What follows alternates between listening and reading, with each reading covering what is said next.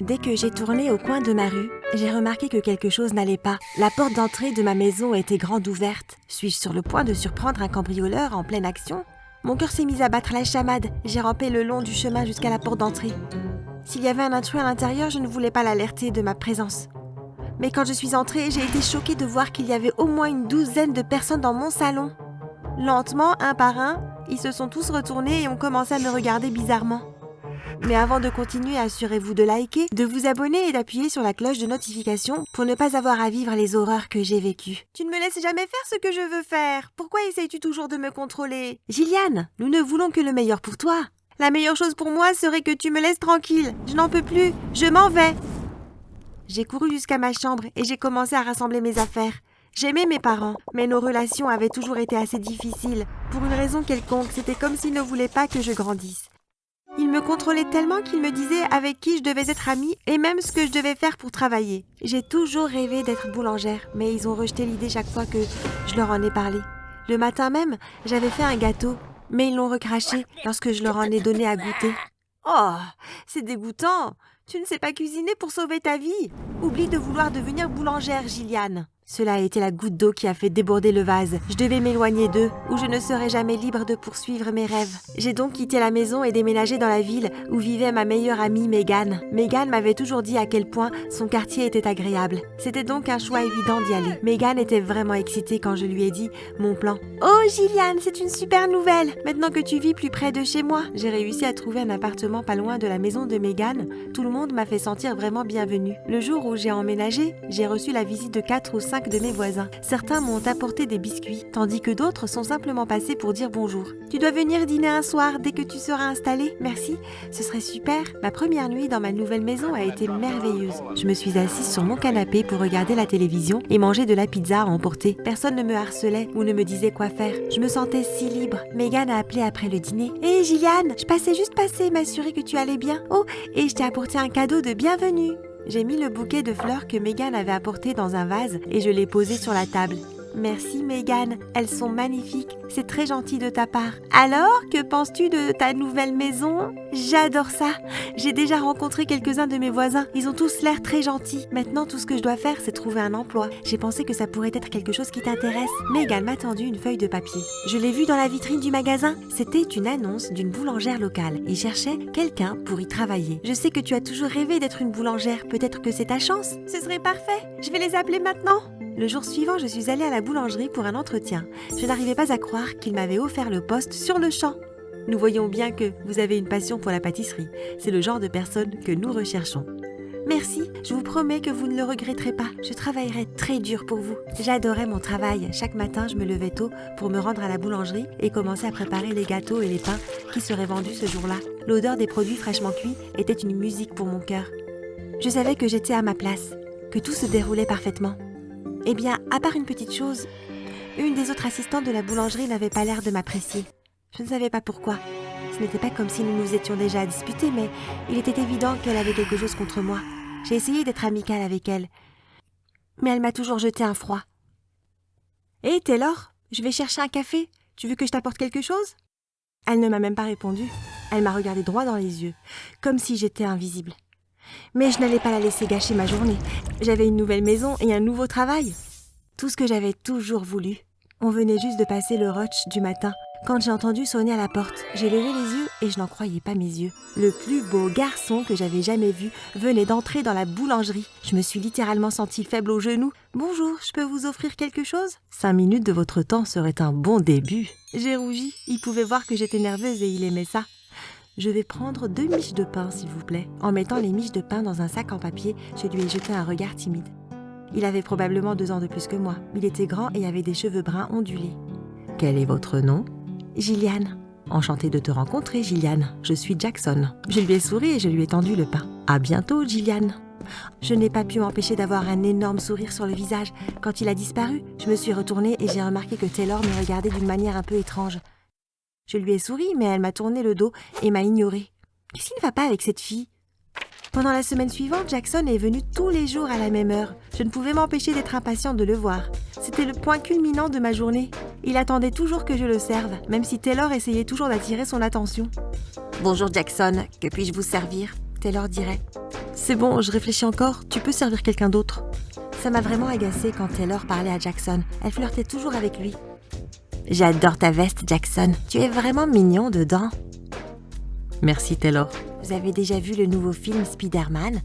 On devrait y aller ensemble. Jackson a souri à Taylor, mais heureusement, il n'a pas accepté son offre. Un matin, Taylor était occupé à servir un client. Quand Jackson est entré, il est venu directement vers moi. Salut Jackson, que veux-tu aujourd'hui? On aurait dit qu'il n'arrivait pas à se décider. C'est bon, je peux te laisser quelques minutes pour te décider. Non, ce n'est pas ça. Je me demandais, est-ce que tu aimerais sortir avec moi? Mon cœur s'est mis à battre rapidement et des papillons ont dansé dans mon estomac. Ouais, j'aimerais bien, mais je pensais que c'était Taylor que tu aimais. Non, je n'aime pas Taylor, c'est toi que j'aime. J'ai commencé à rayonner de joie, mais quand Jackson est parti, j'ai senti que Taylor me fixait. Quand je me suis retournée, je ne pouvais pas croire le regard de haine sur son visage. Je ne pourrais pas vous dire pourquoi exactement, mais quelque chose dans son regard m'a fait très peur. Les choses se sont bien passées entre Jackson et moi. Nous sortions ensemble depuis environ 6 mois, quand il m'a demandé d'emménager avec lui. Je veux juste passer tout mon temps avec toi. Ça n'a pas de sens pour nous de garder 2 maisons. S'il te plaît, dis oui. J'ai ri. Jackson avait une façon de toujours obtenir ce qu'il voulait, mais je le voulais aussi. J'aimais Jackson plus que tout. Et il avait raison, la chose logique était qu'on emménage ensemble. Environ une semaine après avoir emménagé chez lui, j'étais assise dans ma chambre, tard dans la nuit, quand un visage est apparu soudainement à la fenêtre, me faisant sursauter. Ah! Mais aussi vite qu'elle était apparue, elle a disparu. J'ai couru jusqu'à la fenêtre et j'ai jeté un coup d'œil dehors, mais il n'y avait personne. Mon cœur battait la chamade. Je n'avais aucune idée de qui était à la fenêtre, mais il m'avait certainement fait un peu peur. J'ai commencé à remarquer d'autres choses bizarres aussi, comme les voisins de Jackson. Ils ont tous agi de manière un peu étrange. Une fois, j'étais dans le jardin quand j'ai soudain remarqué que le voisin de la maison d'en face était debout et me regardait fixement. Ce n'était pas juste un regard rapide, il est resté littéralement là pendant 3 minutes sans bouger. Je l'ai appelé, mais il est resté étrangement silencieux. Je me suis sentie vraiment effrayée par lui, alors j'ai juste fait un signe d'au revoir et je suis retournée à l'intérieur de la maison. Quand Jackson est rentré du travail, je lui ai raconté l'incident. Il me regardait fixement. Il avait une expression vide. Il n'a même pas cligné des yeux. C'était probablement juste ton imagination. Pourquoi voudrait-il rester debout et te fixer? Ça n'a pas de sens. J'ai décidé que Jackson avait probablement raison. De toute façon, je n'allais pas laisser un de ses voisins me déranger. Je me contenterais de me garder pour moi-même. Quelques jours plus tard, je venais de terminer mon service à la boulangerie et je rentrais chez moi quand j'ai remarqué que la porte d'entrée de notre maison était grande ouverte. Je me sentais vraiment inquiète en remontant le chemin. Mais quand je suis entrée, j'ai vu que Taylor, mon patron de la boulangerie, et certains de mes voisins étaient dans mon salon. Certains d'entre eux regardaient à l'intérieur de mes armoires, tandis que d'autres restaient immobiles, comme des statues. Oh! Quand ils ont entendu mon cri, ils se sont tous dispersés comme des fourmis, et je suis restée là toute seule. Mes mains tremblaient de peur, et je me sentais vraiment effrayée. J'ai pensé à appeler Jackson, mais je savais qu'il ne me croirait probablement pas. À la place, j'ai décidé d'appeler Megan. Megan, c'est Gillian. Je viens de rentrer chez moi et j'ai trouvé des dizaines de personnes agissant bizarrement dans ma maison, y compris Taylor. Attends là, je viens tout de suite. J'ai fermé toutes les portes et fenêtres et je suis allée m'asseoir sur le canapé. Je me suis assise là en me balançant d'avant en arrière, en attendant que Megan arrive. Un coup fort à la porte d'entrée m'a fait sursauter. J'ai regardé par la fenêtre pour voir qui était là, mais ce n'était que Megan. Alors je l'ai laissée entrer. Megan, je suis vraiment en train de flipper là. Il y a quelque chose de bizarre qui se passe ici. Pourquoi tous ces gens étaient-ils dans ma maison? J'ai aussi parlé à Megan de l'étrange incident avec mon voisin. Il était littéralement debout et me fixait. Quand je lui ai dit bonjour, il m'a ignorée. Viens, laisse-moi te faire une tasse de thé. Ça te fera du bien. Megan m'a tendu la tasse de thé. Et j'en ai pris une gorgée, mais mon cœur s'est soudainement refroidi. Megan avait exactement le même regard que mes voisins. Même Taylor m'avait regardé de la même façon. C'était comme si elle était un robot, sans expression, mais terrifiant. Mais juste au moment où la peur commença à s'installer, j'ai commencé à me sentir somnolente. J'ai baissé les yeux sur la tasse de thé. Megan a dû mettre quelque chose dedans. La prochaine chose que je sais, c'est que je suis retombée sur le canapé. La dernière chose que j'ai vue, c'est Megan qui me tendait la main. Son visage était toujours sans expression. Quand je me suis réveillée, j'ai regardé autour de moi et j'ai réalisé que j'étais dans l'arrière-boutique de la boulangerie. J'ai essayé de bouger, mais mes mains étaient attachées derrière mon dos. Comment ai-je atterri ici? Puis j'ai remarqué que Taylor, Megan, mon patron et tous mes voisins étaient là à m'entourer. Qu'est-ce qui se passe? Comment suis-je arrivée ici? Personne n'a dit un mot. Ils sont restés là, à me regarder. Puis tout d'un coup, ils ont commencé à tendre leurs mains vers moi. Ils m'ont soulevée, portée vers les fours. Qu'est-ce que tu fais? Taylor et Megan m'ont soulevée et étaient sur le point de me mettre dans le four quand soudain Jackson a fait irruption dans la pièce. Tous les autres se sont immédiatement figés. Stop, posez-la. Taylor et Megan ont fait ce que Jackson leur a dit. Maintenant, détachez-la et sortez d'ici. Ils ont détaché mes poignets et tout le monde est parti. Jackson, que se passe-t-il ici? Dis-moi s'il te plaît. Je sais qu'il se passe quelque chose de bizarre dans cette ville. Jackson a soupiré. Il avait l'air d'être déchiré sur tout ce qu'il devait faire. Puis il a pris une profonde inspiration. Il a finalement parlé. Tout le monde ici fait exactement ce que je leur dis. De quoi parles-tu? Pourquoi? Eh bien, je les ai créés. Quoi? Jackson a expliqué qu'ils étaient tous de fausses personnes. À l'intérieur, ils ne sont pas faits de sang et d'eau, mais plutôt de machines et de fils.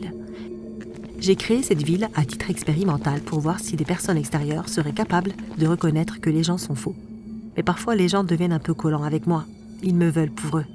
Alors, quand un nouveau venu apparaît, ils peuvent être très agressifs. Mais qu'en est-il de Megan? Elle n'était pas un robot avant? Jackson avait l'air triste. Megan et moi sortions ensemble. Mais ensuite, les fausses personnes l'ont attaqué et tué par jalousie, comme ce qu'ils étaient sur le point de te faire. J'ai regardé Jackson en état de choc. Ce qu'il avait dit était incroyable.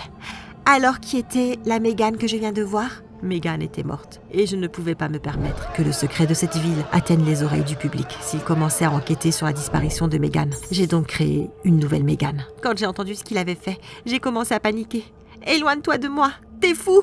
Tu ne peux pas faire une chose pareille, c'est de la folie! Gillian, je t'aime, on ne peut pas vivre heureux ensemble dans cette ville. » Ce qu'il suggérait était insensé. Je ne pouvais pas vivre dans cette ville entourée de tous ces faux gens. Je devais m'éloigner de lui. J'ai couru hors de la boulangerie et dans la rue. J'ai entendu Jackson crier à tous les habitants de la ville. « Attrapez-la! Poursuivez-la! Ne la laissez pas s'échapper !» J'ai couru aussi vite que je pouvais, direction à la maison. Dès que je suis entrée, j'ai verrouillé toutes les portes et fenêtres. Mais je venais juste de verrouiller la porte arrière quand j'ai entendu le bruit de verre. Les gens sont entrés par la fenêtre cassée. Ils m'ont attrapée et m'ont attachée. Je n'avais aucune chance contre eux tous. J'ai levé les yeux et j'ai vu Jackson debout au-dessus de moi. Son visage était sinistre. Si tu ne peux pas profiter de cette vie avec moi et m'aimer, alors je suppose que je vais devoir faire un nouveau toi. Quelque chose a frappé derrière de la tête et tout est devenu noir. J'ai entendu frapper à la porte. « Chérie, je suis à la maison !» Jackson est entré. Je lui ai fait un sourire et je l'ai embrassé sur la joue. « Je fais ton plat préféré pour le dîner, un steak frites. » Pendant que les steaks étaient en train de frire, je suis allée à l'évier pour faire la vaisselle. Mais quand j'ai ouvert le robinet, l'eau a frappé l'assiette et a éclaboussé mon cou. Du coin de l'œil, j'ai vu des étincelles et j'ai commencé à faire des courts-circuits. Jackson est venu, a pris un tournevis et a tout réparé. Merci, chérie. Bien sûr, Gillian. Tout pour toi, mon amour.